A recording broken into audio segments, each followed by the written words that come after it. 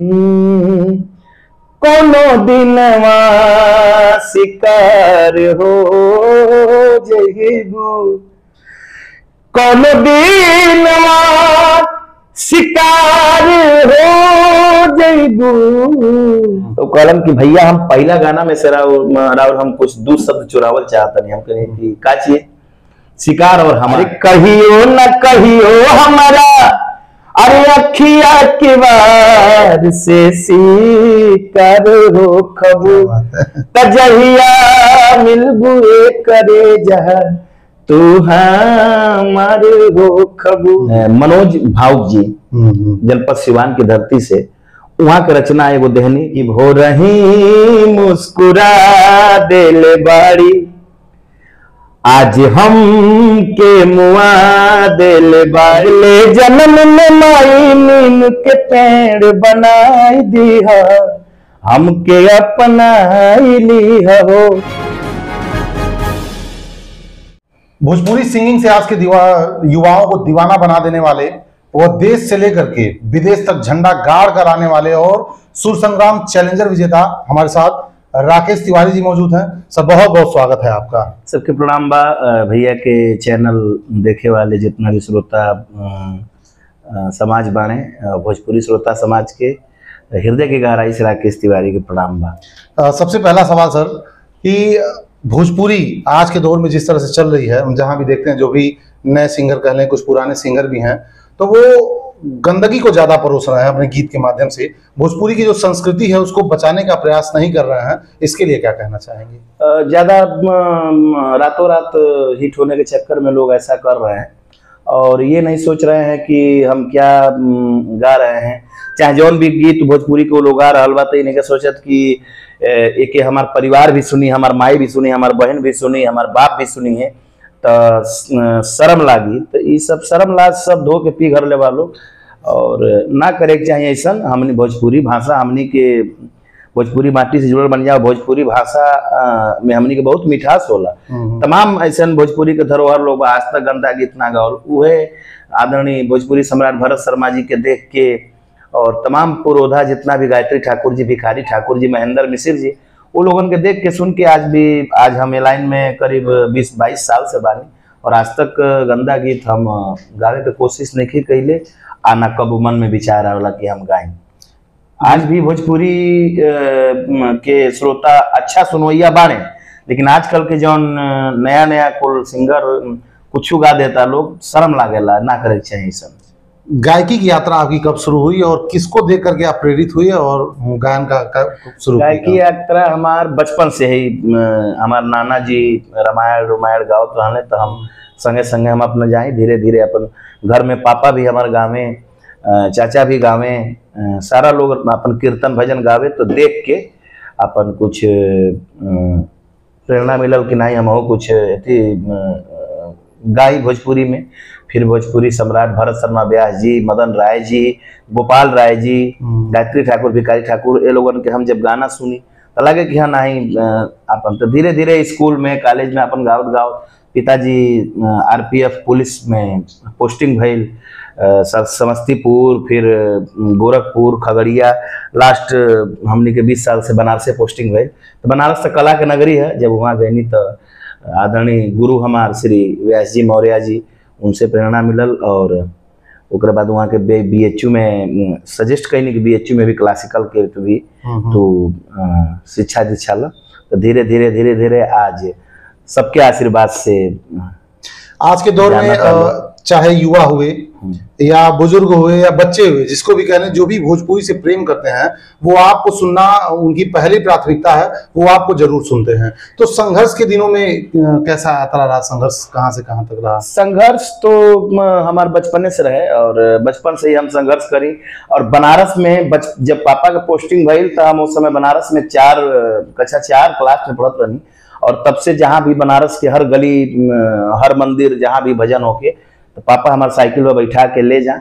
अच्छा। और धीरे धीरे गावत जाए, रात भर बड़े बड़े लोग गावे, तो लास्ट में भोर में कबो 3 बजे कबो 4 बजे हमारा नंबर आवे, तो गावे के मिले, तब वो हम बुरा नहीं मानी, जगह रहते थे। हाँ, गावे खातिर एको गाना के हाजिरी माई के दरबार में, बाबा के दरबार में लग जाओ। आज वही लोगन के आशीर्वाद बा कि आज देश दुनिया में इतना प्यार हमके लोग देता भोजपुरी समाज। परिवार के और जैसे आपने बताया पापा बहुत सपोर्ट किए, जहाँ होता था ले जाते थे, तो परिवार में और लोगों का कितना सपोर्ट रहा, या कभी लोग ऐसा नहीं कहते थे कि अरे कहाँ पढ़े हैं, इसको छोड़िए, पढ़ाई लिखाई ध्यान दीजिए, नौकरी की तैयारी करिए? नहीं, तो सब लोग कहल पढ़ाई लिखाई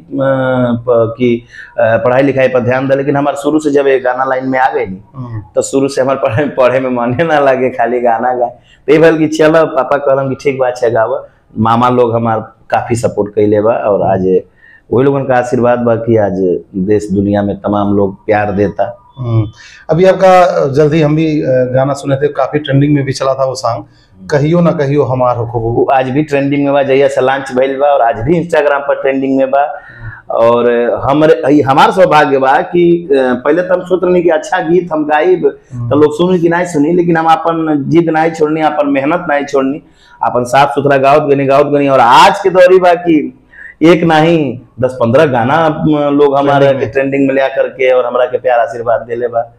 और ये गीत आजो ट्रेंडिंग में बा। एकरे पहले कहियो कोनो दिनवा शिकार हो जाइबू, हमसे मिलबू हमार हो जाइबू, बिना प्रमोशन के, बिना ऐड लगौले। आजकल तो व्यूज के चक्कर में लोग ऐड लगा देता है, लेकिन बिना ऐड के, बिना प्रमोशन के आज 4.5 मिलियन ही गाना बा, कोनो दिनवा शिकार हो जाए, ये सब जनते के। अच्छा, ये गाना शायद गोरखपुर में ही शूट कहीं हुआ था? हाँ, गोरखपुर में ही MM स्टूडियो, रिकॉर्डिंग स्टूडियो बा मुन्ना मिश्रा जी के, वह संगीतकार भी बानी गीत के। और जितना भी गाना ए बार ट्रेंडिंग में तमाम में से अधिकतर गाना MM स्टूडियो में रिकॉर्डिंग भइल बा। और सब गाना कहीं ना कहीं इंस्टाग्राम पर से लेकर के और बड़े बड़े मंच पर लोग हमारे ये क्षेत्र के तमाम हमार गायक भाई जी, हमसे छोट बाजी, हमसे बड़ बा, अपन प्यार अपने मंच पर हमरे गीत के लोग देता है। ऐसे बड़ा सौभाग्य हमारे खातिर का हो सके। गाने के दौरान शूट का थोड़ा सा अनुभव कुछ शेयर करिए कि किस तरह से शूट हुआ, या क्या उम्मीद थी कि यह गाना इतने ट्रेंडिंग में चला जाएगा? हाँ, नहीं तो ये गाना तो उम्मीद ना रहे कि ट्रेंडिंग में और 4.5 मिलियन और इतना वायरल हो जाए, लेकिन धीरे धीरे साल भर के बाद ये गाना पकड़लस। और लोगों का अभी हम एगो कार्यक्रम करे गए लानी नवरात्रि, यही नवरात्रि में 2025 के नवरात्रि में, अभी 1 महीना पहले हम कार्यक्रम करे गए लानी। तो कार्यक्रम करके लौटनी रामगढ़ ढाला बलिया, वहां से कार्यक्रम करके लौटनी तो बलिया स्टेशन पर चाय पिए के भइल भोर में। तो हमारे सहपाठी लोग रहे, हम कहीं अच्छा चाय बोल दो, हम धोती पहनले बानी, पानी बरसल बा, कहीं गंदा हो जी तो चाहवा हम पी लेते। तब तक चाय दुकान वाला के रिएक्शन रहे कि बगल वाला चाय दुकान से, का तू मोबाइल देखेला, ये मोबाइल देखला, देखा वो गड़िया में बोरही मुस्कुरा देले बारी, उहे ना राकेश तिवारी हमें। तो ई कुल जब ऐसा मोमेंट देखे के मिलेला बहुत खुशी होला कि आज भी अच्छा सुनवैया बाने। मैं सुनवैया है, इसमें 2 लाइन जरा हमारे दर्शकों के लिए। हमारे सबसे ज्यादा तो ट्रेंडिंग हर गाने में बा, लेकिन हम 2 लाइन सब सुना देता नहीं। कोनो दिनवा शिकार हो जइबू, कोनो दिनवा शिकार हो जइबू, हमसे मिलबू हमार हो जइबू, हमसे मिलबू हमार हो जइबू। तो ये गीत बिट्टू विद्यार्थी और स्वर्गीय चांद मोहम्मद चांद जी के रचना है। तो फिर ओकरे बाद हमारे वो देवी गीत आयल वर्ल्ड वाइड से, लागेलो दुल्हनिया है मैया, 1 मिलियन से भी ऊपर बा, वो बहुत प्यार मिला। वो गीत के लिखले वाले सूरज बेदर्जी जी। तो सूरज बेदर्जी से कहनी कि यही टाइप का कुछ गीत लिखा।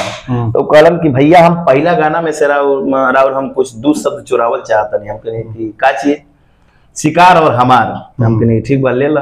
तब वो लिखलन जो आज ट्रेंडिंग में बा, अरे कहियो न कहियो हमारा, अरे अखिया के वार से शिकार हो खबू, तजहिया मिलबू करे जहा तू हमार हो खबू, जहिया मिलबुए करे जह तू हमार हो खबू। यही 4 सितंबर के 4 अक्टूबर के ही 1 मिलियन ही गाना भाई ला। चलिए बहुत बहुत बधाई। और रोटे मेरे खड़े हो रहे हैं। एक बाद भोजपुरी जगत के बहुत ही अच्छे कवि, बहुत ही अच्छे साहित्यकार, बहुत ही अच्छे इंसान, अंतरराष्ट्रीय लेवल के मनोज भावुक जी, जनपद सिवान की धरती से, वहाँ के रचना एगो देहनी कि बाबू तू एगो है गाना तू गावा मुस्कुरा देले बाड़ी, और आज वो गाना 8.5 लाख लोग, वो 1 मिलियन होके वाला बा, वो ट्रेंडिंग में रहल। और काफी प्यार मैंने मंच पर जबकि मुस्कुरा देले बाड़ी हमारो कबू भैया कोनो दिनवा शिकार हो जेबू सब, तो बहुत अच्छा लागेला कि भोरही मुस्कुरा देले बाड़ी आज हम के मुआ देले बाड़ी, रुख से पर्दा हटा देले बाड़ी, आज अच्छा कटी दिन बुझाता भोरही मुस्कुरा देले बाड़ी। तमाम गीत बा। इतना सम्मान जब लोगों से मिलता है तो कैसा अनुभव होता है और घर वालों का क्या कहना होता है? सब बहुत अच्छा लगेला। हम गर्व से कहिला कि जो हम गाना गावे नहीं तो हमारा परिवार में हमारे परिवार के लोग भी सुनेला। हाँ, भोजपुरी संस्कृति को तो आपने बचा करके रखा है, इसमें कोई डाउट नहीं है। आपके किसी भी गाने में अश्लीलता नहीं झलकता है। कभी ऐसा हुआ है कहीं चौराहे पे आप कुछ खरीदने गए हों या फिर कुछ खा रहे हो, तब तक जो श्रोतागण हैं वो आकर के आपको घेर लिए हों या तमाम सेल्फी वगैरह लेने का, तो उस दौरान का कोई बहुत मोमेंट ऐसा होला, हर कार्यक्रम में होला। और काफी लोग तो जैसे भागेला, लेकिन हम खड़ा होके बकायदे हाँ भाई जब तक इत्मीनान से तो हम लोग घिंचवा लो, कैसे कि वह लोग सुन ले बा, वह लोग हमके उठौले बा, तब वही लोग हमारे लिए सर्वोपरि हैं। तो अच्छा लागेला। ऐसा बहुत मोमेंट होला। अब कहा बताओ नहीं है कि बलिया चाय की दुकान पर ऐसे बोलन, तो सब श्रोता समाज के प्यार है। भोजपुरी की संस्कृति को आपने बचा के रखा है, इसमें कोई डाउट नहीं है। लेकिन जो नए सिंगर आ रहे हैं या जो पुराने लंबे समय से संघर्ष कर रहे हैं, सफल नहीं हो पा रहे हैं, तो वो अश्लीलता पे आ जाना कि हम अश्लीलता दिखाएंगे या अश्लील गानों को गाएंगे तो हम जल्दी वायरल हो जाएंगे, तो उनको क्या सुझाव देना चाहेंगे? जैसे दीपावली आवेला तब देखते हो कब कि अब लाइट के आगे कीड़ा फतिंगा उड़ेले, जब बिहान होला तब उतार जाए, तो वही तरह वो अपन चोली ढोनी पियवा में लागल रही लो। और बिहार में तो बैन भी पर भइल बा, धीरे धीरे बदले के चाहिए। काहे से कि भोजपुरी भाषा के 8वीं अनुसूची में हमने दर्ज करा खाली बहुत दिन से हमसे सीनियर बड़े बड़े जे भी भोजपुरी के पुरोधा लोग बा लागल बा, लेकिन यही कुल वजह से शायद नहीं क्यों हो पावत। अब देखी हम तो ये रिक्वेस्ट करब, विनती करब कि अच्छा गाई, गंदा गौले से आप सोचब कि हम हिट हो जाए तो 4 दिन के चांदनी वाला काम नहीं ना करे। वो तो जैसे बढ़ेंगे वैसे नीचे भी आना है अश्लीलता दिखा करके। एक राजनीतिक सवाल जरूर करना चाहेंगे कि तमाम पार्टियां ऐसे चेहरों को ढूंढ ढूंढ करके राजनीति में लेकर के आ रही हैं, टिकट दे रही हैं, जैसे अभी मैथिली ठाकुर को बिहार से मिला है, तो क्या राकेश तिवारी कभी फ्यूचर में राजनीति में भी जाना चाहेंगे? हमार सपना और हमार सबसे बड़ा प्रण कि हम जो लाइन में बनी हम वही लाइन में रह। हाँ, हम राजनीति से हमारा दूर दूर तक रिश्ता नाता नहीं। अभी एक सफल सिंगर आप भोजपुरी के, इसमें कोई डाउट नहीं है, और साफ सुथरे सिंगर हैं, गाने में कहीं अश्लीलता नहीं झलकती है। तो आगे क्या प्लान, आगे क्या योजना बना करके रखें कि आगे क्या? आगे ये साफ सुथरा हम गावत रह, जबले जिंदगी बा तबले साफ सुथरा गावत रह। हम अपना श्रोता समाज जौने हमके प्यार देता, तो जाहिर सी बात बा कि आगे भी वैसा और गाना हमरा से सुनल चाहिए लो। तो तमाम ऐसा गीत 50, 60, 70 गो लेवल क के धइल बा, धीरे धीरे सब लॉन्च करेंगे। अच्छा, सुर संग्राम चैलेंजर विनर रहे हैं आप, तो वहां तक उस प्लेटफॉर्म पे पहुंचने तक कितने चुनौतियों का सामना करना पड़ा था? बहुत लोग ऑडिशन में आए रहे, लगभग हजारों लाखों लोग ऑडिशन दे रहे, लेकिन बनारस में हम ऑडिशन दे नहीं, कहे शुरू से पिताजी बनारस में पोस्टिंग रहे, तो हमने रहे सरकारी क्वार्टर में। और देवरिया के हम निवासी हैं, जनपद देवरिया के, जन्मभूमि हमारे देवरिया। तो जो बनारस रहनी तो वहीं अपन ऑडिशन देनी, और ऑडिशन देनी तो हम ना जानते रहनी कि हम सिलेक्ट होकर, और माता रानी हनुमान जी की कृपा भाई सिलेक्शन होकर बम्बई पहुंचनी हुए। पहली बार हम अपने जीवन में बम्बई देखले रहे। विनर भी रहे उसमें आप, और वाइल्ड कार्ड एंट्री से हम गए नहीं, तो चैलेंजर विजेता होकर हम भाई लानी। अच्छा, अभी तो इसमें कोई डाउट नहीं है आप सफल, जैसा कि मैंने पहले बताया, और आपने भी बताया कि बचपन से ही आपकी रुचि गीतों में रहा और गाते थे, पापा के साथ नाना को देख करके सीखते थे। तो जब पहला गाना आपका शूट हुआ था तो उस समय कैसी फीलिंग रही और क्या महसूस हो रहा था? पहला गाना हमारे एल्बम का भोजपुरी जगत के बहुत ही अच्छा तबला वादक जगदम्बा सिंह भैया, वो कहलन की स्टूडियो हम भैया हम तो स्टूडियो में कबो गौले नहीं थी, कहला नहीं आवा हम तो के गवाओ थे, ट्रैक बनाओ थे। तो वो पहला हमारा गाना आइल है। और कौन सा गाना था वो? देवी माई का गाना रहे। हाँ, अगले जन्म में माई नीम के पेड़ बनाई दीहा, हमके अपनाई लीहा हो, सातो बहिना के झुलुहा हम पे लगाई लीहा, हमके अपनाई लीहा हो। फिर धीरे धीरे अपन गावत गई। वही सुर संग्राम के बाद जब हम लौट के तब से लोग प्रेशर कैल की एल्बम अपन कर बनाइए। तमाम कंपनी तमाम चैनल वाले लोग संपर्क कैल और आज कोई लोगन के आशीर्वाद बा कि आज इतना प्यार और दुलार मिला था। कोई ऐसा गाना जो व्यक्तिगत रूप से आप पसंद करते हैं? हमारे तो सब गाना पसंद हुआ। हाल ही में कई वो गीत गौले बानी, जैसे अभी बिट्टू विद्यार्थी जी बहुत ही अच्छा गीतकार, उन्हीं के लिखल है कोनो दिन वहाँ शिकार हो जीबू, हमसे मिलबू हमार हो जीबू, अबे बिहान जन करी। तो ओकर हमके अंतरा बहुत अच्छा लागेला, हमेशा गुनगुनात रहनी। अरे बैठल से जरिया पाया गोरा तानी हम, अरे घूमता उठाई कवन देरी बाबला, ककना छोड़ावे के हो गईल बरसम, अरे जानी बहलाई बाटे रउरा के कसम, आज रात हा सुहाग के जियान जन करी, बोली बतियाई के राजा जी असही बिहान जन करी। बहुत बहुत अच्छा लग रहा, हमेशा हम गुनगुनाते रहना है कि और तमाम आवे वाला तो यही से खतरनाक गीत बा लिखले वालों हमारे राइटर लोग, बिट्टू विद्यार्थी जी, सूरज बेदर्दी जी, धर्मेंद्र भट्ट जी, आदरणीय श्री अजय त्रिपाठी जी, आदरणीय मनोज भाऊ जी, तमाम बड़े बड़े लोग हमारे खातिर लिखेला अपने कलम से सजा के हमके हमारे आवाज में जनता के बीच में परोसे खातिर मौका देला लो। अच्छा, कई बार ऐसा होता है जो अपकमिंग सिंगर होते हैं यानी जिनके अंदर गाने की इच्छा होती है, तो किसी गलत आदमी से मुलाकात उनकी हो गई तो उनसे ज्यादा पैसा ले ले, चलो हम तुम इतना पैसा दे दो हम तुमको सिंगर बना देंगे, तो कभी आपके साथ भी इस तरह की चीजें? हाँ, एक दो बार भइल बा। अच्छा, आपके साथ भी हुआ है? हाँ, एक दो बार भइल बा। चलिए, बहुत बहुत धन्यवाद समय देने के लिए। तो ये थे राकेश तिवारी जी हमारे साथ, जिन्होंने अपने गीत से साबित किया कि आप अपने गीतों में बिना अश्लीलता परोसे भी आप सफल हो सकते हैं और लोगों के बीच तक पहुंच सकते हैं। तब तक के लिए नमस्कार।